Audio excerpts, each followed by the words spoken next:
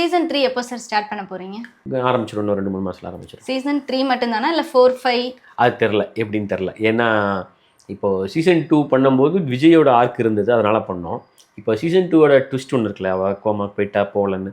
So இதை எடுத்ததுக்கப்புறம் எவ்வளோ தூரம் போக முடியும்னு தெரில. அது இந்த கதையை எவ்வளோ தூரம் கொண்டு போக முடியும்னு தெரில. அது ஃபைன் பண்ணணும். ஃபைன் பண்ணி எடுக்க கதை வந்தால், பொக்கிஷம் வந்தால் ஓகே தான், புதையல் வந்த மாதிரி.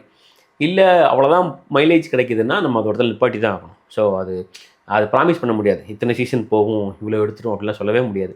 கதையோட ஆர்க்கை ஃபுல்லாக தொட்டுட்டோமான்னு பார்ப்போம், தொடுற வரைக்கும் போவோம், அவ்வளோதான் அது. ஸோ அதனால் சீசன் 4 அதெல்லாம் எப்படி ப்ராமிஸ் பண்ணுறதுன்னு தெரியல, அது பண்ணவும் முடியாது.